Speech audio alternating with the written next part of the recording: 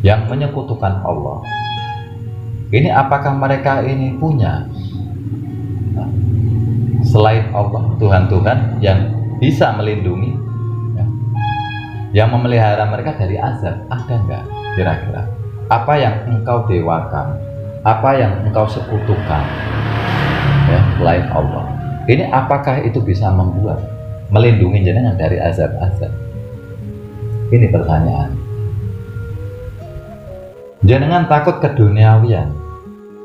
Apakah duniawi ini nantinya bisa melindungi jenengan, memelihara jenengan agar tidak terkena azab? Apakah bisa? Ini jawabannya. Kalau jenengan jawab tidak bisa, kenapa jenengan masih takut dengan keduniawian?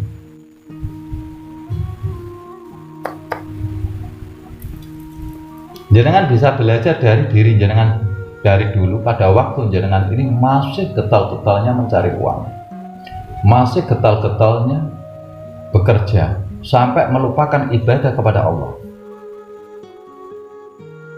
Apakah pada saat ini jenengan sudah bisa tenang untuk beribadah kepada Allah? Apakah pada saat ini jenengan sudah mumpuni dalam ilmu-ilmu beribadah kepada Allah? Ini jawabannya. Apakah dulu yang jenengan bangga-banggakan, yang jenengan bela-bela sampai meninggalkan ibadah kepada Allah, ini apakah pada saat ini bisa membuat kenyamanan jenengan? Apa bisa membuat kebahagiaan jenengan? Ini yang perlu jenengan pikirkan. Justru itu akan membelenggu jenengan setiap hari, akan membelenggu jenengan setiap detik, akan membelenggu jenengan setiap mau tidur.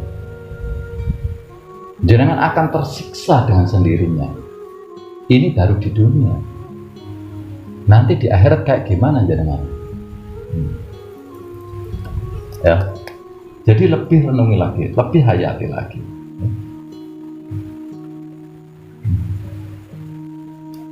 Tuhan-Tuhan mereka itu tidak sanggup menolong diri mereka sendiri, dan tidak pula mereka dilindungi dari azab kabur.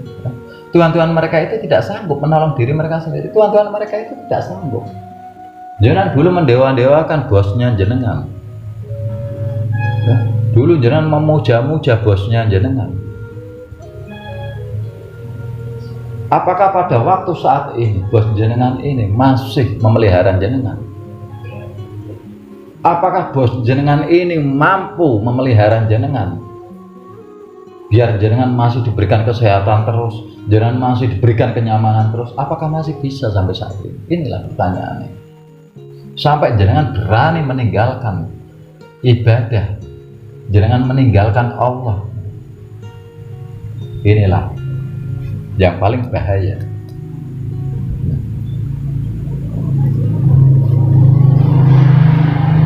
Orang usaha ini tidak dilarang, orang bekerja ini tidak dilarang, tapi ada masa-masanya. Makanya dari awal saya sudah katakan kepada jenengan, di dalam dunia ini ada 3 fase, yaitu 0-40, 40, 60, 60 sampai akhir hayat. Ketika di 0-40 memang manusia disuruh untuk mencari ke dunia karena masa-masa di mana di situ disimpulkan dengan sholat duha. Tapi jangan sampai meninggalkan ibadah, jangan sampai melalaikan Allah, jangan sampai melupakan Allah, jangan sampai meninggalkan Allah. Maka disimpulkan dengan sholat sunnah duha. Maka apa? Tidak dilarang orang bekerja ini, tidak dilarang. Bahkan di usia 40 sampai 60 ini juga tidak dilarang. Monggo jangan. Monggo. Tapi itu masa-masa transisi di mana jenengan harus lebih mengedepankan lagi ilmu-ilmu makrifat, ilmu-ilmu ibadah yang hak kepada Allah Ta'ala.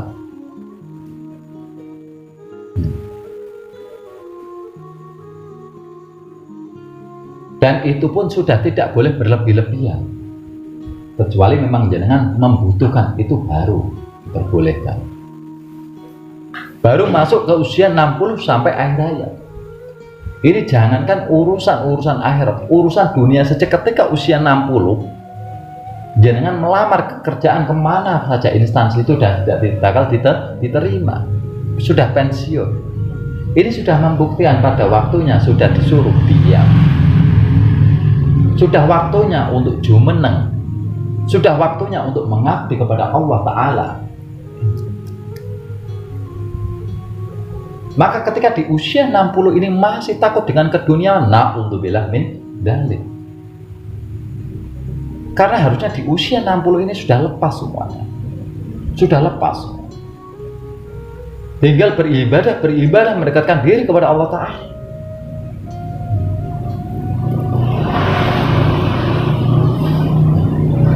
Maka saya bilang Islam ini itu indah. Islam ini tidak memberatkan. Al-Quran ini tidak akan menyusahkan jenengan, itu memang betul. Tidak akan menyusahkan jenengan. Karena tatanannya sudah pas tuh. Dari tuntunan-tuntunan Al-Quran ini ketika kita jadikan tatanan itu sudah pas. Ketika di usia 0-40, ini orang ini pasti sudah mempunyai anak. Dan mungkin anaknya udah ada yang dewasa. Di usia 40-60 ini anaknya sudah menikah semua. Pasti kebanyakan sudah menikah, sudah lepas. Makanya di usia 60 ini tinggal diam. Ya terus apa yang mau dicari lagi? Yang heran kan kayak gitu. Padahal dikatakan anak ini titipan. Ketika titipan sudah diambil yang punya, sudah, jangan tidak ada hak wewenang. Tidak ada hak wewenang. Jangan hanya sebatas di syariat. Hubungan antara anak dan orang tua. Tinggal si anak ini mau berbakti enggak kepada orang tua. Tapi jangan harusnya sudah mempersiapkan diri untuk kembali lagi kepada Allah Ta'ala. Karena tugas jenengan ini sudah selesai. Tinggal jenengan mengabdi kepada Allah Ta'ala ini. Makanya kalau jenengan di usia 60 masih berat dengan anak ini, lucu jenengan ini. Lucu. Apalagi orang yang terbebani dengan cucu, ini anak lagi. Aneh saya bilang. Sampai jenengan ibadah susah, ngaji ngantuk gara-gara cucu. Ini sama sungguh keterlaluan. Saya bilang sungguh keterlaluan. Benar, sungguh keterlaluan. Karena justru yang wajib jenengan kalahkan dengan yang sunnah. Padahal wajib ini lebih utama, mencari ilmu ini lebih utama. Makanya jangan lebih introspeksi lagi, lebih ke dalam lagi. Al-Quran ini akan terus berulang-ulang. Karena poinnya cuma satu, kita ini mendekatkan diri kepada Allah. Kayak gitu Pak. Cuman kan rangkaiannya begitu banyak. Andai kata semua yang di Al-Quran ini sudah jenengan jalankan, ini cepat, jalannya cepat. Karena apa? Sama, sudah, saya tinggal baca, jelaskan, sudah. Tidak lama sebenarnya. Makanya ini lama atau enggaknya itu tergantung dari diri jenengan. Kalau sudah dijalankan lah kayak ini, terus sama menjelaskannya apa? Seumpama jenengan sudah jalankan semua, ya. Karena apa yang saya ajarkan ini jenengan sebenarnya sudah paham, sudah pernah mendengar. Cuman memang Al-Quran ini diulang-ulang agar jenengan tetap sadar. Inilah rasa sayangnya Allah kepada jenengan.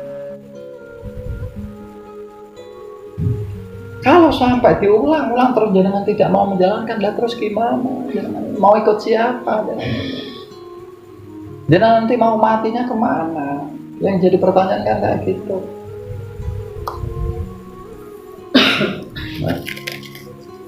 Al-Quran ini tidak akan pernah membebani jenengan. Justru jenengan sendiri yang membebani diri jenengan sendiri. Karena jenengan masih takut. Bukannya takut kepada Allah, tapi takut kepada keduniaan. Maka disimpulkan, untuk benar-benar kita ini bisa membelah laut, kita harus dengan cara memukul dengan berani. Dipukul dengan tongkat. Lah kalau nggak berani memukul, jangan akan tenggelam di dalam ilmu. Maka yang tenggelam di dalam ilmu adalah Fir'aun. Kenapa bisa Fir'aun? Karena kafir antaranya urusan dunia. Maka akan tenggelam. Terkenal namanya tsunami. Sudah.